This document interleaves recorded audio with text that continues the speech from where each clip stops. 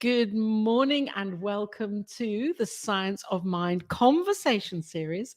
I'm Reverend Laura. I am here to share about a really amazing part of this book, Science of Mind and Spirit textbook. Welcome in. We're talking today about causes and conditions in chapter 13. Wow. I'm going to put the little thingy up here.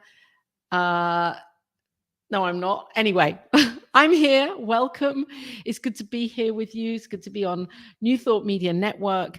And it's good to be woven into the consciousness of this conversation. So if you're here and you're joining, whether it's on YouTube or on our Facebook channel, the New Thought Media Network Facebook page, please, it would be great to have interaction here. Let me know who you are, even where you are, if you like, and we can have a conversation. Even though we're on online, it is possible to have a conversation. So just pop your comments into the stream here, and they will show up for me, and then I will answer any questions or be with the question, maybe not answer it, but allow the question to be shared and to be contemplated by each of us as we delve into the depths, well, semi-depths, because we have 45 minutes of causes and conditions and what they are, and why Ernest Holmes would have felt really compelled to be writing about this in chapter 13. So let me just, good morning, Wayne. You are here. You're not blocked. You're actually here on the stream. So good morning and welcome in.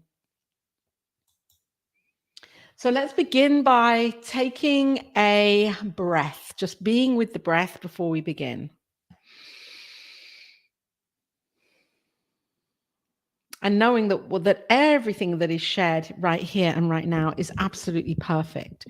And it is, because there is nothing outside of this perfection. There is nothing outside of the divine and God, source, the thing itself, as Ernest Holmes calls this ineffable essence that I know of as God, consciousness and energy.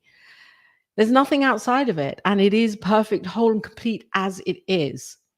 And so, as always, you know, when we're invited to do something, life will always give us the kind of the effect of that thing going on in our lives. Have you ever noticed that when you go and do a course or hear someone talk or be involved with a project or something, there are always pieces of that are happening in your life at the moment that you can refer to. So causes and conditions in here, chapter 13, if you're with me, if you have the book, welcome. Causes and conditions are something that really, I think the science of mind is, as a philosophy, is rooted and grounded in this. And I believe this is one of the most powerful chapters. It's small, it's a few pages, and yet in these few pages, we get to really understand more deeply that it is all God expressing. And whether we're having this experience as a thought or having this experience as the materialization of this thought, it is all God expressing, so that we can have more of a sense of awareness of what it is that we are thinking on a conscious level. And if we look at our lives, as my mentor once said to me, Laura, look at the state of your life, the physical of your life, the world of form, the world of effect. If there are things that are great, then great. If there are things that aren't feeling so good or aren't expressing in the way you want them to express, then you have this amazing opportunity to go back to the beliefs, which are just effects, which are effects also, and to go back to first cause, which, as we know, is God. And this is what this chapter is really all about, how we come back to that knowing of who and whose we are, and how quickly or slowly it can take us to remember who we are. So we begin here with the first paragraph that says that the philosophy of spiritual mind healing is based upon the conception that we are living in a universe of intelligence, a spiritual universe. And this is so powerful. When we know that this is what we are, this is who we are, spiritual human beings having this spiritual experience, when we know this is the foundation for our lives and how we be in the world, then really everything changes, because it means that we come away from living from the idea of wanting to fix the world of form or the world of effect, to fix the manifest state. It's too late by then. It's already been done. We've had the thought. We're thinking and being it and experiencing it to the degree that we do. And we can see through this chapter that it really is related to our mental atmosphere and our mental equivalent, which I think has been already covered in here, mental atmosphere and mental equivalent. So he's saying that first things first, let's acknowledge that we are living in a universe that is spiritual in its nature. It is an spiritual intelligence, and that thoughts are things. So even a thought is a condition. A thought is effect. A thought is, it may not be formed yet as made manifest as a form or materialized, and yet it's still an effect, because it is it's like truth is cause. First cause is the divine, is God. When we're living from the principles of God, the aspects of the divine, as Troward names them, as life, light, life, love, peace, beauty, wisdom, justice. When we're living from these principles, from these truths, we are living as God is. And when we're in the highest light of these, we're in that higher frequency. And so when our thoughts have seeds of doubt or fear in them, then this is what we will experience on some level in some way. So spiritual mind treatment, and Ernest Holmes acknowledges this, is the system that is for the purpose of uncovering and neutralizing the wrong states of thought. Well, he says wrong. I would say different, because really there is no right and wrong, because we're all learning, and we're all doing the best that we can to the degree that we know how to in this moment. So I'd like to just change that word wrong to it's like uncovering and neutralizing the different states of thought, because we remember and we know that everything is consciousness, and we get to choose how we experience that. Sometimes we're choosing things that we may judge those things as wrong, and yet that is the way that we are set to learn from the experience, because that's the work of the soul. That's what we're doing here, is to remember who we are. And often we need the polarity. We need to experience that contrast to get a deeper realization of who we truly are during that experience. So thought, which is built upon a realization of the divine presence, has the power to neutralize lower frequency thoughts. So it is that we are always at choice, and yet we're rushing around, and often we make choices, or we make decisions based on choices, based on our perception of that situation, without actually opening up to the many, many, many, many different possibilities. Because what I know is that in the mind of the divine, all is possible, because God in itself, as itself, is infinite. And so often we are making choices or decisions from a selection of choices that are kind of like preordained in our own atmosphere. It's like a habit.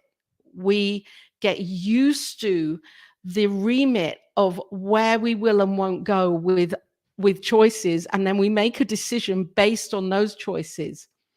And yet we're always at choice to open up and expand even more greatly, what Ernest Holmes would call, expanding our mental atmosphere. And we can do that with every single area of our lives, be it health, vitality, wealth, relationships, family, our work in the world, our passion projects, ministering, or whatever it is. We can open up and see a greater idea, the vision that God knows. And so I know that I've gone off on a little bit of a tangent. Good morning, Dr. Tracy. How are you? Yes, here we go. Thank you. I love this. Instead of wrong, we may use the ineffective or undesired or unconscious thoughts. Yes. Thank you, thank you, thank you. That's so that is it. Because we're not wanting to right or wrong anything. We are all making choices within within our own mental atmosphere of where we are, within our own perspective and perception of our lives. And remember, we are divine, unique, individualized expressions of the divine, of the one. So we each show up with our own spark of, this is how I see life. Because if we all saw life in exactly the same way, well, we would not be individualized expressions. We would be robots. We would be robots, just robots. And this is the piece that I really, really, really, really, really want to say. Good morning. Good morning, Bonnie. It's good to be with you. Oh, committed to expansion in my life in all areas. Then you are here in exactly the right place at the right time, because this is just what I wanted to talk about. And that is the idea, or the knowing, that there is a mass consciousness. There's a construct of thought that we have all, to some degree, bought into. And this has been indoctrinated, hypnotized into us from birth. And this is societal, it is religious, it is educational, it is political, it is financial, it's how we should and shouldn't be in the world. And as we grow up, the ideas that we consume, or that we embody, that may be limited or feel limited, we, as we grow up, tend to take these ideas and beliefs and concepts and stories and constructs with us and live our lives in relation to the degree that we believe these mass consciousness structures.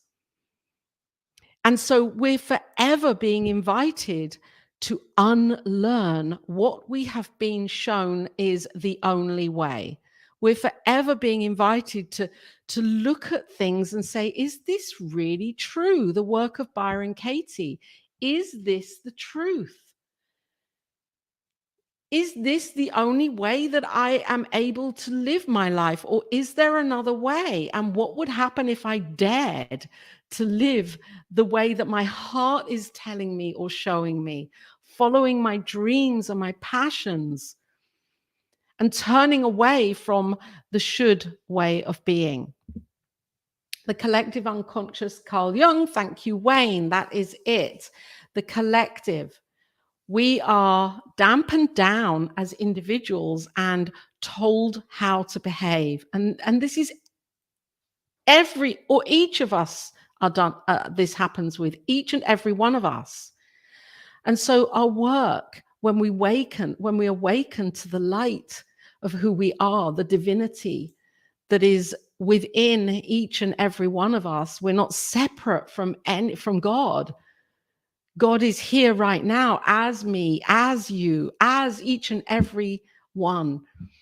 And when we awaken to this and embody this as an embodied knowing, as a deep, deep embodiment, then something happens within, and where we have give ourselves permission to beat our own drum, to live in our own way, and to dissect the thought processes that have got us so far in this life experience. We're still on paragraph 1. Okay. So let's go to paragraph 2. I think I need more than 45 minutes here. It would be good if we were all in a room together, actually. We could all be really sharing this and talking and speaking. Spirit is changeless reality. This one, isn't this is quite a this is a big thing, I think, for me, definitely, to get my heart and head around and understanding. And this is where spiritual practice, daily affirmative spiritual mind treatment, meditating, contemplating, being in nature, this is where this is so vital, because we can get we can become so hypnotized with this collective unconscious. We can become so hypnotized with it that we believe that this is the only way to be, and then we never really get to experience the wholeness of who we are. And so when we know that that spirit is this changeless reality, and we commune with this connection in our daily spiritual practice, whatever that may be, it's different for each of us, as we are so unique. Yet I know for me that when I am doing that, when I am consciously being and communing with the divine, with the divinity as me, I remind myself. And each time I do this, it's like going to the gym, flexing a muscle. It's like doing that daily work not workout. I'm remembering who I am. Then that becomes my expanded way of being, my expanded knowing. And I reach for that in my daily life, rather than going for all of the other ways that I could go that will limit me. When I am in that place of knowing that God is expressing in, through, and as me, I remain open and expanded to the glory, the opportunities, the possibilities, the beauty of this life. And so I suppose my invitation here for each of us is to really ask and invite to tune in more to beingness rather than doingness, to the spiritual practice that can allow us that greater knowing of who and whose we are. Always expect the good. I like to read out what Ernest Holmes writes in capital letters, and he's written it here. Always expect the good.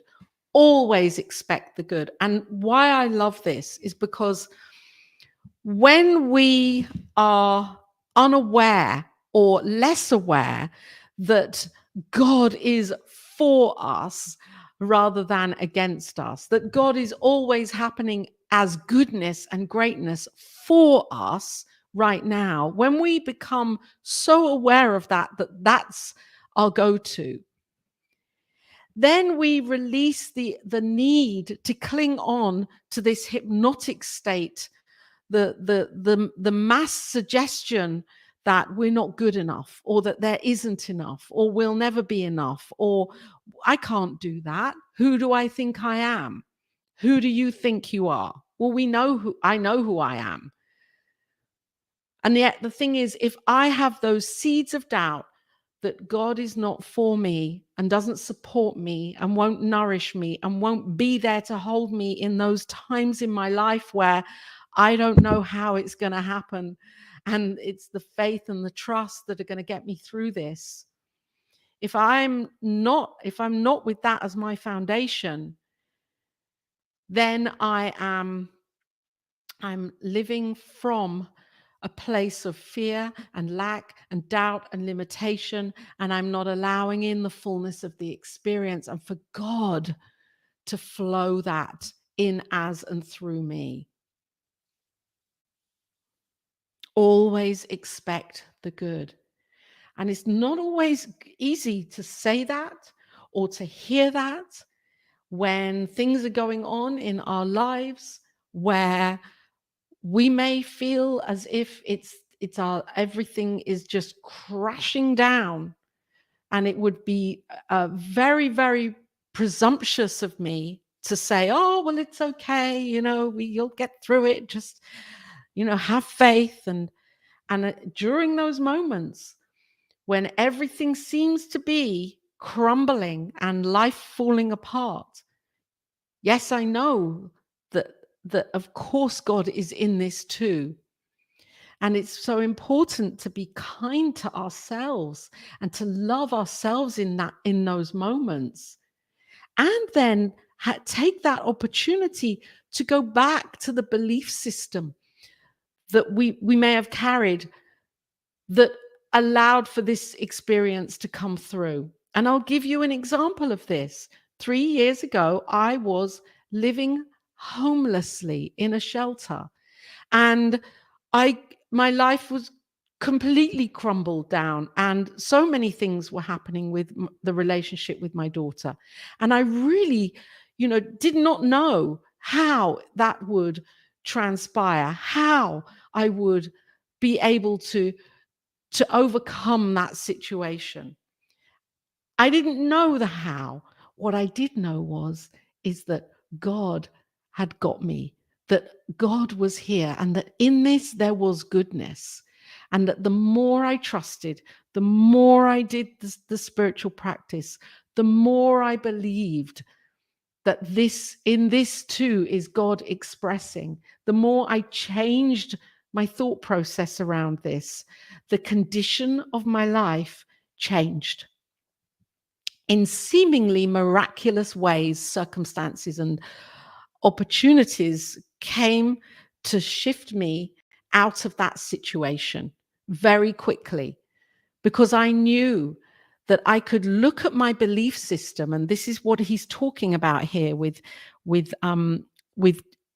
causes, the cause and conditions. I think it's actually called causes and conditions, and I've just realized this here. I think it needs to be cause and conditions. I mean, I know he's talking about mental causes, which are, those deeper subconscious mental causes. And yet I think it could be quite profound if it was cause and conditions, because I come back to first cause every time, knowing that this too is God expressing. That is what I want to see as the effect of form, as love, as peace, as the highest frequency of all of it. So for that to be my experience, and for that to be our experience, we're being called to be that. To be it in our thought processes, in our intentions, our words, our actions, our deeds, our behaviors, our atmosphere, our mental atmosphere. So isn't this amazing? This whole philosophy, way of life, a faith, a philosophy of faith and a way of life that this is. Isn't this amazing that this is practical? metaphysics, mysticism, and spirituality. This is practical, which means that I'm not simply here, kind of going through this. I'm really feeling into this of, well, there are practices. There are things that I can do on a daily basis, to make changes here. And that's for each of us. We can take this and we can go and look at the timeline of our thinking around certain things that are happening in your life. If there are things that are happening that you're not happy with, that this experience right now, rather than blaming yourself or others, or even holding on to grudges or maybe guilt or grief. I know Bonnie is here at your doula for grief, and this is perfect. That we can actually take responsibility and go back and look at those beliefs and be the spiritual detective that we're here to be for our own lives. I mean, this is the science of mind and spirit. And for me, what that means is that we are the scientists of our own lives. And that gives us permission to be the experimenters, to test, to really, really be those scientists for ourselves, to look back at the threads of our thinking and our beliefs and our feelings, and to see our lives as they are right now, and to unpick certain things, and to look at the beliefs that we may have carried, and to gently and lovingly set them free. Know that we can dissolve them right now and allow in that greater knowing of God, the light, the love, peace, and life. As he says here, the perfect universe. This universe is perfect and it is infinite. It could not be anything other than infinite. God is the infinite. God is the infinite creator of all of it. There is one, not two. And that one is goodness. And we are the infinite expression of that. And of course, we have free will. And with that free will, we can do what Ernest Holmes says is the greatest thing of all, which is the fifth of our principles of declaration, which states personal freedom. That I believe, and this is Ernest Holmes saying that he believes that the ultimate goal of life is to be of complete freedom from all discord of any nature, and that this goal is surely to be attained of all. And what does freedom mean for me? What does freedom mean for you?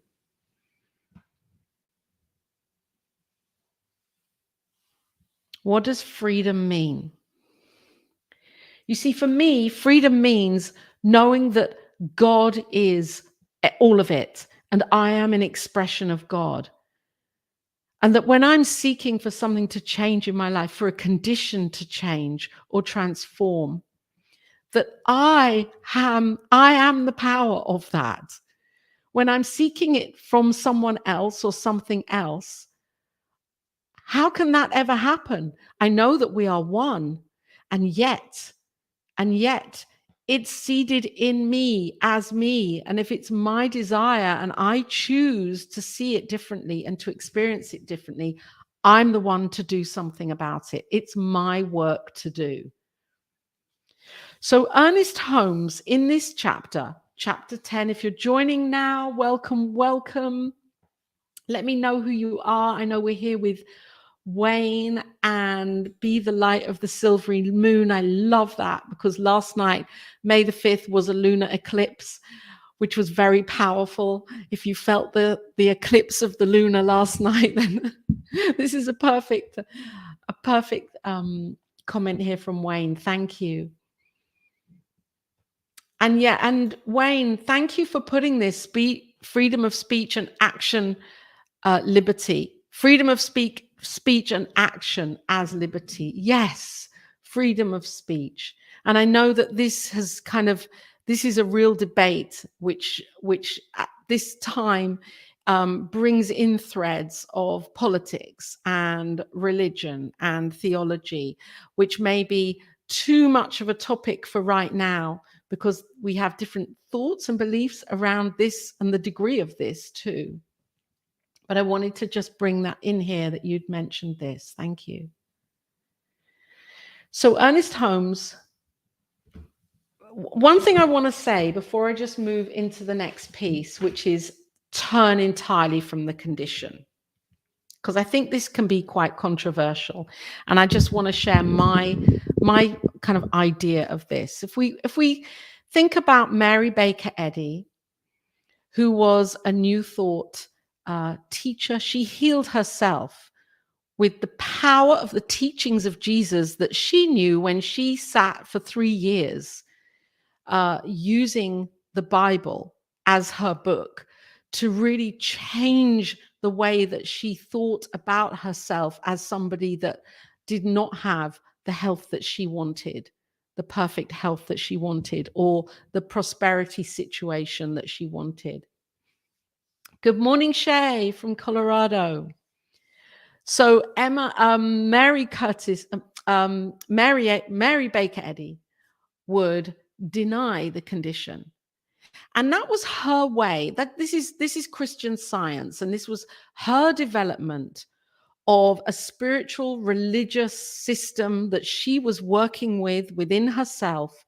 And she managed to heal so much of her life. And 3 years, she was in a room in her home upstairs, writing down everything from the demonstrations that she was experiencing, and she turned this into her body of work. And then after that 3 years, she listened to the calling that was telling her to go out and teach, and she went out and founded a center and a church, Christian Science, and she spoke regularly to thousands and thousands and thousands of people. I mean, she really was a magnet.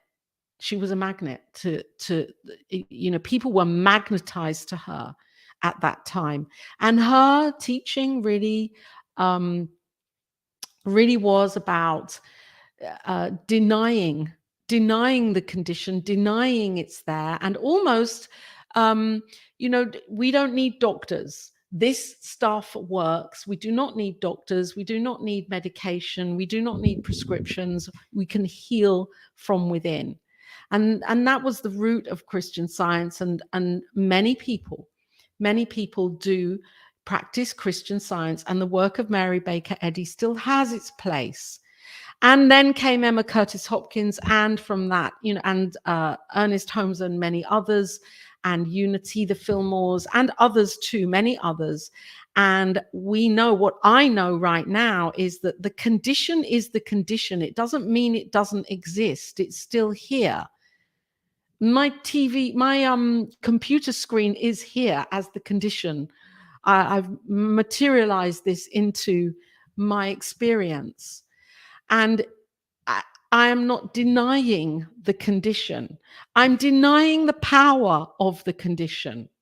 And I think this is really important, because when I knew that I was living as I was living, as I explained earlier, homelessness, really in a shelter, and I said over and over and over thousands of times within myself and out loud, this too is God expressing. Because I knew I couldn't and didn't want to deny this experience as an idealistic experience that didn't exist. Science of mind is qualified non-dualistic, which means that we are one, everything is one, and we qualify the physical form. We say it exists, it is here. And if we're experiencing something that is less than what we would like to experience, we get the opportunity to go back to cause. Not to give that formed experience the power, the energetic power and attention that would keep it going and keep it alive and keep form materializing upon form. So we can choose where we put our focus, what we focus on, what we put our consciousness and energy into, what we put our intention into, I will say. We can choose where our intention goes. And the more aware we are of this, this is when we realize that, yeah, I am co-creating or experiencing this life in the way that I'm choosing to experience this life. I'm not denying that it's there if I don't like it. However, I'm denying that it's the point of power. The point of power is within me, right here and now, and and my awareness of the connection of the divine.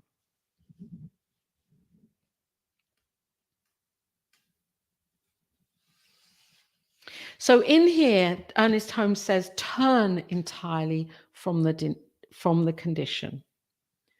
So it's there. It's not make believe. It exists. And as I turn from it, I experience something different. And this is quantum physics, because in my mind, or the mind that I think is my mind in that moment, I can collapse the wave particle and I can say it is love. And that's then the experience that I experience. And I'm no different to you. That's what Jesus was doing. That's what Jesus was doing. He was a quantum physicist. He was collapsing the wave particle in his mind, in the mind of the divine, knowing that there is no separation. He was one as the eternal I am, as he knew that from Moses. And he collapsed the wave particle there and then as love. And that's how his healings came about. That was the power of what he was doing, knowing that he was not separate from this spiritual system, which Ernest Holmes reminds us, as I said in the beginning of this chapter, number 13, that we are living in a universe of intelligence, a spiritual universe.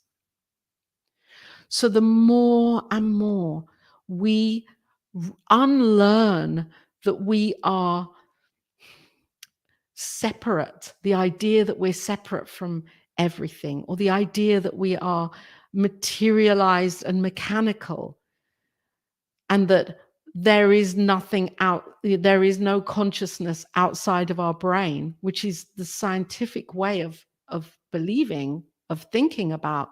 That's the materialistic worldview. When we open up to knowing that there is something greater, something immense, something incredible that is in, through, and as everything, then how can you be separate from it? How can I be separate from it? We can't. And so the condition is just an emanation of my thoughts at that time, my beliefs.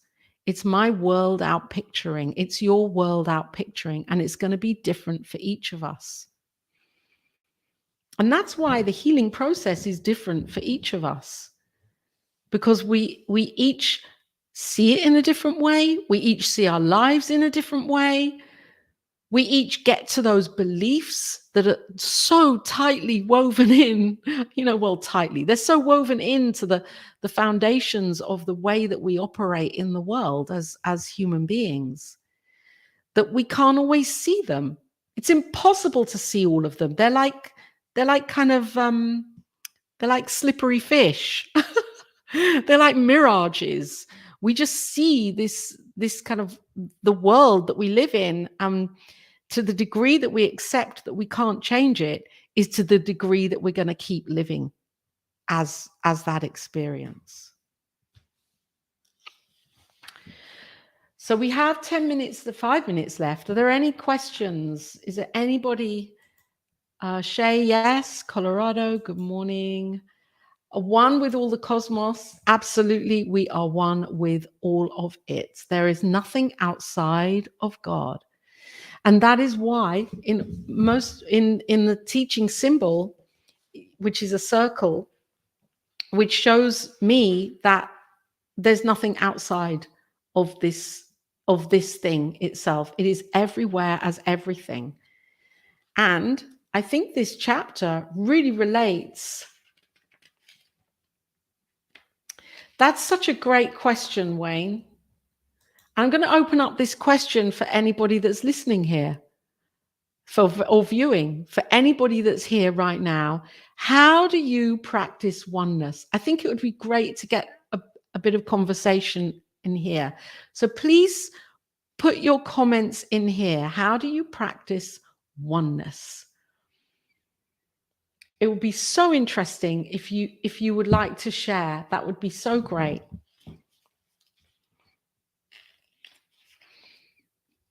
For me, practicing oneness means knowing that this too is God expressing. It's all of it.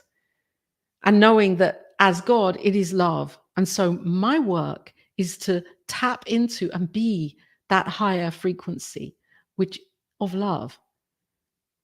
And to not judge with mine eyes, to not judge situations just because I think it's this way and it shouldn't be this way. Because as I said earlier, there are, well, I didn't say this, but I did say it last night to Jason. There was a study done at a university, Oxford University here a few years ago. There are like 275 ways to do the washing up. And that's like, there are over 270 ways to actually do the washing up. I don't know if you've ever asked yourself how many ways are there to do the washing up. So if there are 270 ways to do the washing up, which there are probably more, there are more than 1, 10, 20, 100 ways to do anything. And yet we get used to the constructs that we choose to believe are the limitations of our lives. We get used to not pushing the boundaries because something within us is pulling us to stay safe and to not experiment, not to be that great experimenter with our lives. So Bonnie, I experience oneness during meditation, which then is with me through the day, showing up with the mindset of oneness. That is beautiful. That's so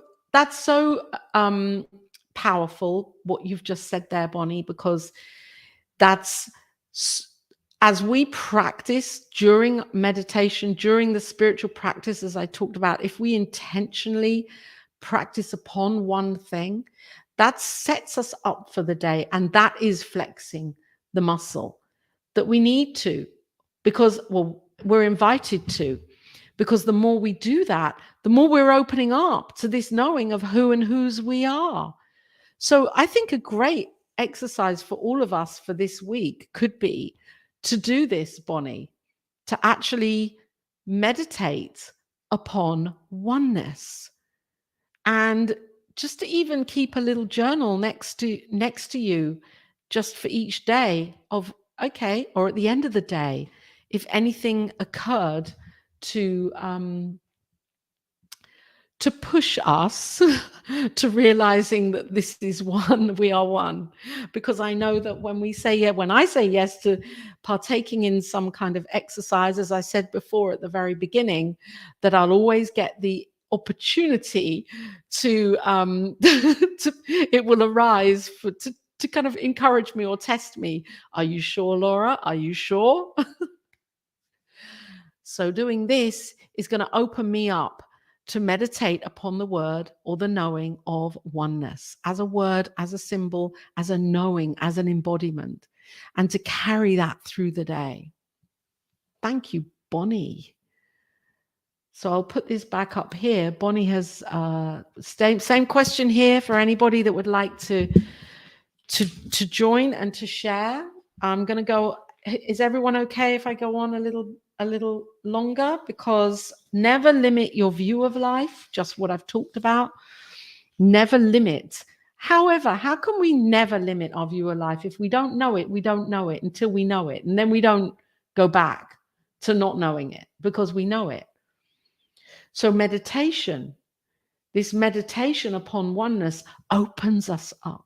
it opens our hearts, it opens our minds, it opens us to the divine vision, the expanded vision of how God knows me, how God knows you. So the practices encourage us, they open us widely. Actually, Bonnie, we were talking yesterday about the song "Wide Heart Wide Open" or "Wide." Anyway, they open us. The practices open us and set us up for seeing ourselves differently as the experiencer. So never limit ourselves by our past experience. And this again goes back to having this wonderful opportunity to see your life right now, because what's out picturing right now is the past. What's out picturing in as the world of form is the past. And we keep the story going until we don't. And so we can look at those areas of our lives and say, where would I like to change? What would I like to shift? How would I like this to be different? And we can go back to the past. Quantum physics calls this this practice of retrocausality. We can actually go back within our own minds and hearts to circumstances and situations, bring them up within us, heal them right there and then. We know there is no past and future. There's now. That's it. And so what's happened in the past is a memory that we choose to, it's like a photograph that's imaged itself on the photographic paper, or like a chalkboard that has an image of the past on it, our whole life story. And we can go back and we can change pieces of that, and we can change them as love. Those situations, those experiences that were hurtful or harmful or horrific or even just annoying, to whatever degree they were, we can go back. We can do that healing work. We can reveal the truth, because really there's no healing. It's all to be revealed, as we know, as religious scientists, it's all to be revealed. So we're not going to limit ourselves anymore by what happened then as how it has to happen now. And for some, me included, that can be challenging, because I want to hold on to the old way. It's comfortable. Why do I have to change? Everyone else can change. I'll do it when I'm ready. I don't know if that resonates with you or not, but I'm being really like, I don't want to change with certain things. And yet life will keep giving me an opportunity, whether it's with this situation or that situation, or maybe a person will come in to my atmosphere and I have an opportunity to change something about myself because of the communication, or it's all so, we're one. It's one beautiful experience, and we are the scientist. And so in every single moment that we're here, we get to put ourselves in that laboratory and to be the experiment for our own lives. And when we want something to change, we're going to get given the way. We're going to just get completely shown the way. And it may not look like the way we think it should look like. That way may not look the way that we think it should look like. It may come up in a completely different guise, in a completely different kind of arena of our lives. And yet we're given this opportunity to make that change. And so when we are desiring a healing or a revealing, we're going to get the opportunity to heal that by being who we choose, what we're choosing. We're to be the expression of it. And that may mean forgiveness. That may mean having a conscious conversation with another, with ourselves. That may mean acknowledging certain aspects of how we do things on a daily basis that may not be as supportive as they could be for our lives. And when we make a shift, it's just incredible how that shift will alter all arenas of our life experience, because it's all one. There's nothing outside. This too is God expressing.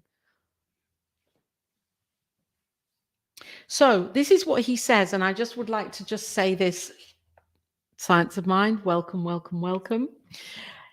Page 187, he says, during the process, maybe that means healing, revealing, forgiving, changing, transforming, alchemizing, realizing life differently. During the process, many things may happen that appear to be disruptive. Destructive. We may pass through good fortune. He says bad. We may pass through different experiences of fortune. But if we can come to the point where we're not disturbed by the things, we have then found the secret. Oh, if we can get to that place where that's interesting. Okay, that's interesting. Okay, this too is God expressing. That's interesting. When we can be in that place of non-judgment, then we have released ourselves from the attachment of the experience, and not only of the experience, but of the projected outcome that we may think that experience needs to be or look a certain way and expand or materialize as a certain way. And I think one of the greatest examples of this is in our own lives in business, or in our work worlds. Let's put it in the work arena. It doesn't mean we have to have our own business or our spiritual business or ministering or passion project where we have such a desire. I'm this too. There's such a desire. I want to do this and do that, and it's going to look like this, and it's going to be great, and people are going to be affected in a positive way by this and that, and then it doesn't happen in the way that I've kind of planned it all out in my mind. That doesn't mean that it's not going to happen. It doesn't mean that it's not due to happen. It means I have some more work to do, a greater invitation to release some beliefs, to dissolve some beliefs, and to be open to it happening in a completely different way. Maybe on another timeline, maybe in a different, in a whole different environment or experience. So that is why, when we talk in spiritual mind treatment terms, that is why Ernest Holmes says, we get the feeling. We get into the feeling of what it is we truly desire, and we allow God to do it for us. We let go and let God, and we let go of the how. And as long as we are continually doing the unlearning work, then we are continually opening up for the beauty, for more of that experience of beauty and light and love and joy in our own experience of this life. Out of chaos, we can produce harmony. And he says it there at the very bottom. Because when we are in the place of knowing that this too is God expressing, we're coming away from a judgment of this is right, this is wrong, this is good, this is bad, this is a should, this is a shouldn't, this is enough, this isn't enough. And so the piece that's coming through for me, I think, is gratitude. When we come with a grateful heart for all of it, then we're open to this beautiful experience that is always here, always seeking to express to the fullest, as it is the fullest right now. It doesn't even have to seek to express. And yet it knows that its job is to express to the fullest. Where am I standing in my own way? Bonnie, thank you for being here. I too needed this morning. There are no coincidences. We know that. So just to finish it off with here, another 2 minutes. God never compromises. God isn't weighing things up. The divine source, the infinite intelligence. And I think also the word intelligence can be and wisdom, that can be a little bit of a tripwire, because it can sometimes make me feel like that I know God is the allness and the all-knowing, and yet when I hear the word intelligence, it sounds a little bit as if, how can that intelligence be in me? I'm not that clever. I didn't get very good grades at school. We can start judging. So let's just call this thing itself love. It never compromises. It's always here, all giving, all knowing, as love. And in demonstrating over conditions, the only inquiries we need to make are do the things we want lend themselves to a constructive program? Do they express a more abundant life? Do they not take anything from anybody, create no delusion, and express a greater degree of livingness? If we are able to answer these questions affirmatively, then all the power in the universe is back of our program. So this comes back, I think, this little piece here, this big piece here comes back to, or this piece, it is done unto us as we believe. If we have a clear heart, if we are open in mind, if we know that what it is that we desire is truly for the betterment of our lives, of lives, other people, for the experience of this life, to express a greater degree of livingness, then God is saying yes. God is always saying yes. If it's money, houses, lands, shoestrings, all of which come from the same source, this too is God expressing. And I know that there's only one thing that ever is in the way, and that is the idea of separation. And this is the work, to know oneness. So Wayne, I think you've absolutely summed it up here by asking that question. Bonnie, you have answered the question. And I'm inviting each and every one to take this more deeply into meditation, to experience oneness during meditation. Oneness is like that bridge that we're walking over.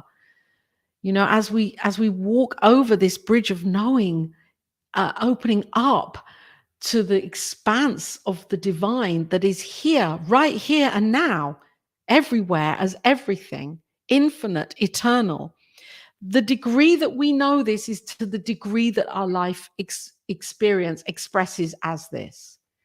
So for me, this is kind of a beautiful invitation to practice oneness, to be the fullness of oneness, to know that the conditions of my life, they're not set in stone. Everything apart from the divine is changing. The divine is changeless. So we know that everything is transforming and changing moment by moment by moment.